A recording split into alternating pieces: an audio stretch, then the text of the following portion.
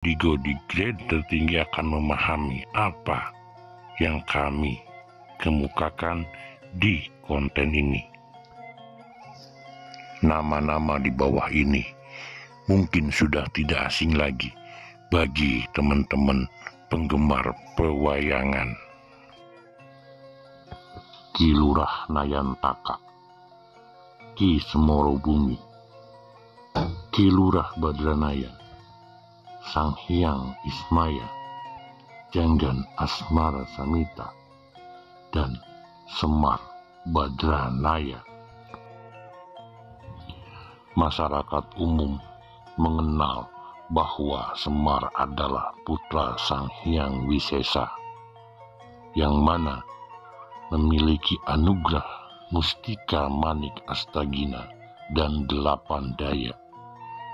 8 daya tersebut adalah tidak pernah mengantuk, tidak pernah lapar, tidak pernah jatuh cinta, tidak pernah sedih, tidak pernah capek, tidak pernah sakit, tidak pernah kepanasan, dan tidak pernah kedinginan.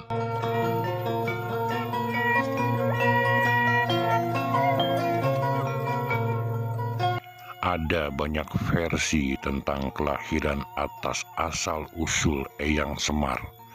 Namun, dari naskah yang ada, semuanya menyebut bahwa tokoh Semar ini sebagai penjelmaan dewa. Dalam naskah Purwakanda dikisahkan Sang Hyang Tunggal memiliki 4 orang putra bernama Batara Puguh, Batara Punggung, Batara Ramanan, dan Batara Samba. Kemudian terdengar kabar bahwa tahta Kayangan akan diwariskan kepada Samba, dan ini membuat ketiga kakaknya merasa iri. Samba diculik, disiksa, untuk dibunuh. Namun, hal ini diketahui oleh ayah mereka, Sang Hyang Tunggal. Sang Hyang Tunggal pun mengutuk ketiga putranya menjadi buruk rupa. Puguh menjadi Togog, dan Punggung menjadi Semar. Keduanya pun diturunkan sebagai pengasuh keturunan Samba, yang kemudian bergelar Batara Guru. Sementara yang ketiga, Ramanan, mendapat pengampunan dikarenakan hanya ikut-ikutan. Manan kemudian bergelar Batara Narada, yang diangkat sebagai penasihat Batara Guru. Dalam naskah Purwacarita dikisahkan Sang Hyang Tunggal menikah dengan Dewi Raktawati, putra Sang Hyang Reka Katama. Dari pernikahan tersebut lahirlah sebutir telur yang bercahaya. Sang Hyang Tunggal dengan kesal membanting telur tersebut dan pecah menjadi 3 bagian, yaitu cangkang yang menjelma menjadi Antaga, dari putih telur menjelma menjadi Ismaya, dan dari kuning telur menjelma menjadi Manik Maya. Antaga dan Ismaya berselisih karena ingin menjadi pewaris tahta. Akhirnya mereka berdua pun sepakat untuk mengadakan perlombaan, yaitu perlombaan menelan gunung. Antaga melahap gunung dengan sekali telan, namun justru mengalami kecelakaan. Mulutnya robek dan matanya melebar. Sementara Ismaya menggunakan cara lain, yaitu dengan memakan gunung tersebut sedikit demi sedikit. Sampai pada akhirnya seluruh gunung bisa berpindah ke dalam perut Ismaya. Tetapi sayangnya, tidak berhasil untuk dikeluarkan akibatnya. Sejak saat itu, Ismaya pun berubah menjadi bulat. Mengetahui keserakahan dan ambisi kedua putranya, Sang Hyang Tunggal pun murka. Mereka dihukum menjadi pengasuh keturunan Manikmaya yang kemudian diangkat sebagai Raja Kayangan yang bergelar Batara Guru. Sementara Antaga dan Ismaya pun turun ke bumi yang masing-masing mempunyai nama Togog dan Semar. Dalam naskah para Mayoga dikisahkan Sang Hyang Tunggal adalah anak dari Sang Hyang Wenang.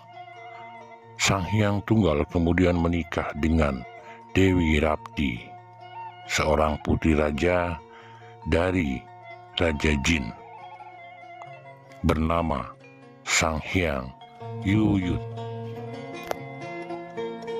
Dari pernikahan tersebut,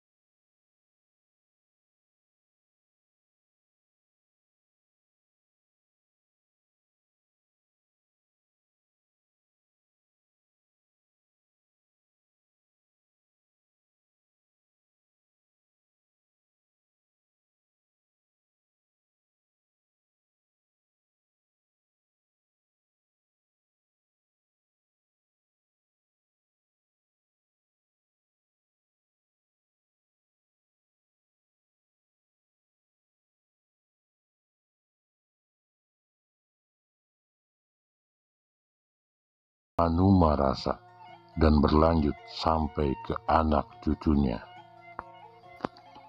Dalam keadaan istimewa, Ismaya dapat merasuki Semar, sehingga Semar pun menjadi sosok yang ditakuti, bahkan oleh para dewa sekalipun. Jadi, menurut versi ini, Semar adalah cucu dari Ismaya. Dalam naskah Serat Kanda diceritakan penguasa Kayangan bernama Sang Hyang Nurasa. Beliau memiliki dua orang putra bernama Sang Hyang Tunggal dan Sang Hyang Wenang. Karena Sang Hyang Tunggal berwajah jelek, maka tahta Kayangan pun diwariskan kepada Sang Hyang Wenang.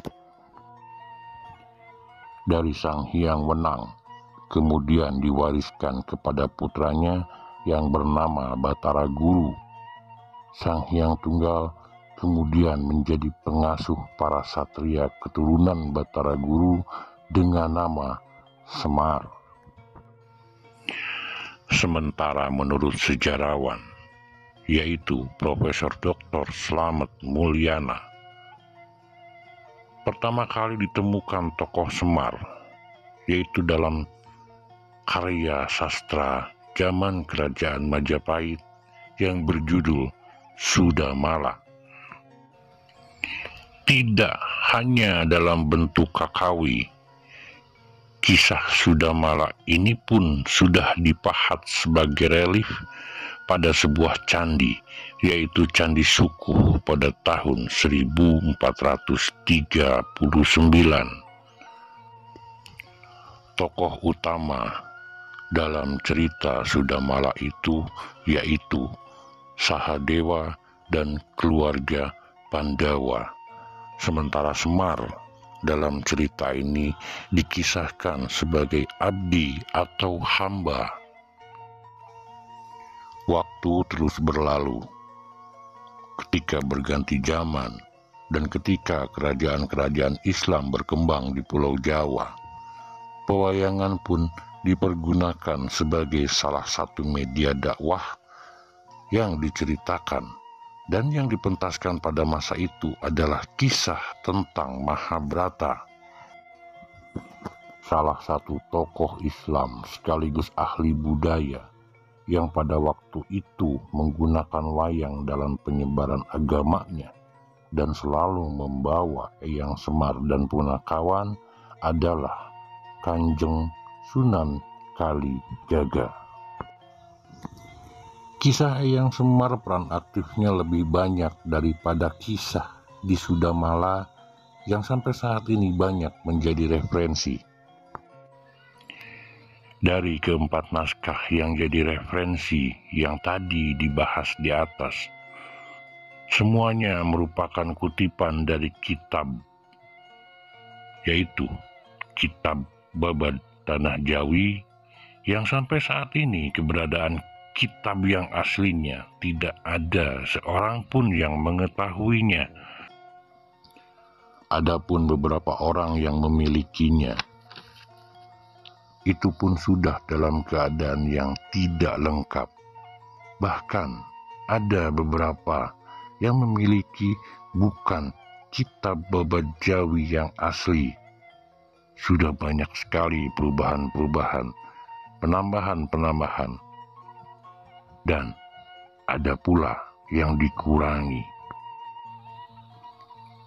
Dan yang terakhir, kami akan sampaikan tentang Uyut Semar menurut versi kami, yang kami temukan berdasarkan pengalaman pribadi, olah rasa, dan olah pikir. Sekali lagi kami sampaikan, ini bukanlah suatu pemahaman, tetapi hanya sebuah referensi. Dikaji lagi, diolah lagi, untuk bisa mengetahui apa dan seperti apa yang sebenarnya.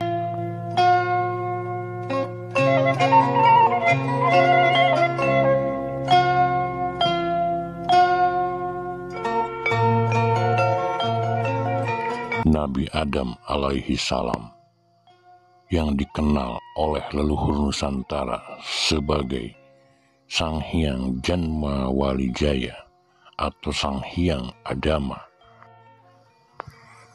dan Siti Hawa yang dikenal sebagai Dewi Janma Wanujawa atau Dewi Kawahnya.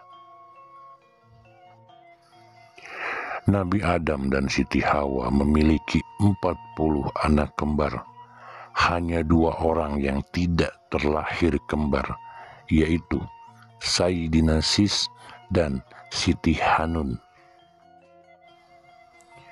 Nabi Sis alaihi salam secara fisik dan sifat mirip sekali dengan ayahnya, Nabi Adam, terutama dalam hal kebijaksanaan dan kecerdasannya. Nabi Sis menjadi pengganti ayahandanya, Nabi Adam alaihi salam,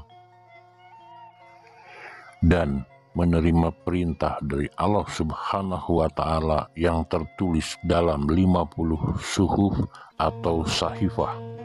Suhuf berasal dari kata dasar sahifah yang berarti lembaran-lembaran wahyu dari Allah Subhanahu wa Ta'ala. Nabi Sis alaihi salam kemudian menikah dengan Dewi Mulat atau Azura. Dan kemudian Azazil mengetahui dan mendengar bahwa kelak suatu hari di kemudian hari keturunan Adam akan sangat dikasihi Allah Subhanahu wa Ta'ala. Azazil pun memohon kepada Allah Subhanahu wa Ta'ala supaya dirinya mendapat keturunan dari keturunan Adam. Harapannya dikabulkan. Kemudian anak Azazil yang bernama Delajah dibuat sama persis seperti Dewi Mulat atau Azura, sementara Dewi Mulat yang asli diambil dan disembunyikan. Setelah Azazil mengetahui bahwa anaknya telah dibuahi, akhirnya Delajah pun diambil kembali, dibawa pulang oleh Azazil, dan Dewi Mulat pun dikembalikan. Akhirnya, keduanya pun hamil, Delajah dan Dewi Mulat. Dewi Mulat melahirkan anak kembar pada saat matahari terbit atau yang disebut Julung Wangi. Yang satu berwujud bayi laki-laki dan satunya berwujud nur atau cahaya. Pada hari itu juga, pada waktu julung pujud atau matahari terbenam, Delajah pun melahirkan. Delajah melahirkan seorang anak yang berwujud rahsa atau astral, yang berkilauan memancarkan cahaya. Kemudian Azazil membawa bayi astral tersebut ke Kustian Malbari dan dipersatukan dengan anak Nabi Sis dari Dewi Mulat yang berwujud cahaya. Maka berubahlah menjadi bayi laki-laki yang masih berbentuk cahaya dan tidak dapat disentuh. Kemudian kedua kakek bayi tersebut, yaitu Nabi Adam alaihi salam dan Azazil, memberi nama kepada kedua bayi tersebut. Nama Anwas diberikan kepada cucunya yang berwujud bayi laki-laki dari Dewi Mulat, sementara nama Anwar diberikan kepada cucunya yang berwujud cahaya hasil penyatuan dari anak Dewi Mulat dan Delajah. Mereka pun tumbuh dan ada perbedaan dari kedua anak tersebut. Sayyid Anwas menyukai ilmu-ilmu pengetahuan yang berhubungan dengan akal dan logika, sedangkan Sayyid Anwar lebih menyukai bertapa, mengolah rasa, dan mempelajari ilmu-ilmu spiritual. Pada waktu perjalanan spiritualnya, Sayyid Anwar bertemu dengan kakeknya Azazil atau Iblis, dan dia diajari kesaktian oleh sang kakek. Anwar kemudian disebut Sang Hyang Nur Cahya. Kemudian, siapakah yang zaman dulu disebut Sang Hyang Tunggal? Dari olah rasa, olah pikir yang kami dapat, Nabi Adam alaihi salam atau Sang Hyang Janma Walijaya atau Sang Hyang Adama, beliaulah Sang Hyang Tunggal. Tunggal dalam hal penciptaannya, tunggal dalam hal kelahirannya. Karena Nabi Adam alaihi salam terlahir tanpa ayah dan ibu secara lahir atau secara jasad. Dari kedua anak Nabi Sis tersebut, yaitu Sayyid Anwas dan Sayyid Anwar. Sayyid Anwar adalah Sang Hyang Ismaya, Kilurah Semar Badranaya, Kilurah Nayantaka, Janggan Asmoro Samita. Beliaulah sebenarnya Eyang Semar. Dikarenakan Sayyid Anwar sangatlah sakti, bisa berubah menjadi apapun yang dia mau, bisa menghilang dan tidak dapat diindra. Yang semuanya itu diajarkan oleh kakeknya, yaitu Azazil, maka Semar pun akhirnya diwarisi oleh Nabi Adam alaihi salam dan atas izin Allah subhanahu wa ta'ala untuk menjadi pemimpin alam makhluk halus atau lelembut, alam sunyaruri atau alam astral. Dan Sayyid Anwas diwariskan untuk meneruskan kenabian melalui keturunan-keturunannya, yaitu Nabi Idris dan seterusnya. Sayyid Anwas keilmuannya dalam lingkup syariat, sementara Sayyid Anwar keilmuannya dalam lingkup tarekat, hakikat, dan ma'rifat. Kemudian pada saat hadirnya baginda Rasul Nabi Muhammad SAW, kedua cabang ilmu Allah tersebut dipersatukan.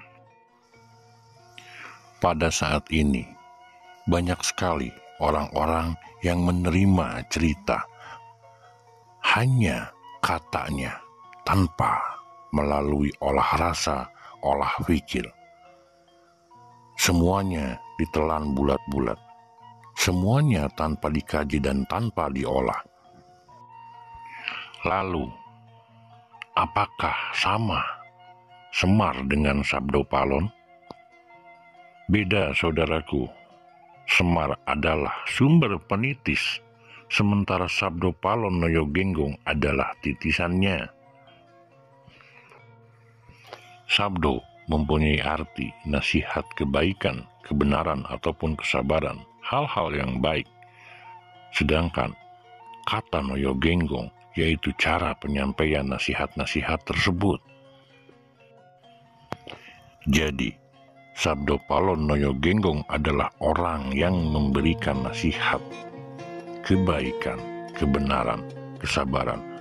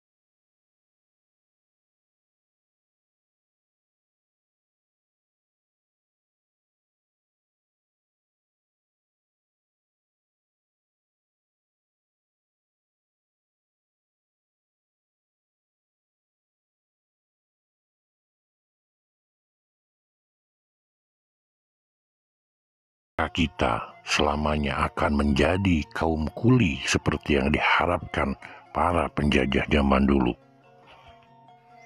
Kita akan lebih gampang dibodohi, kita akan lebih gampang dimanfaatkan.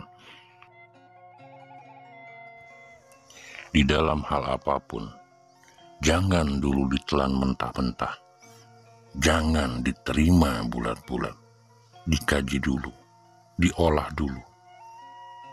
Jangan seperti kebanyakan manusia zaman sekarang ingin sesuatu yang instan tanpa melalui proses. Kita semua harus mempunyai mimpi untuk warna, untuk penyemangat, tetapi harus diingat bahwa kita hidup di alam nyata, bukan hidup di negeri dongeng atau di dunia mimpi. Terima kasih telah mengikuti perjalanan kami. Assalamualaikum warahmatullahi wabarakatuh.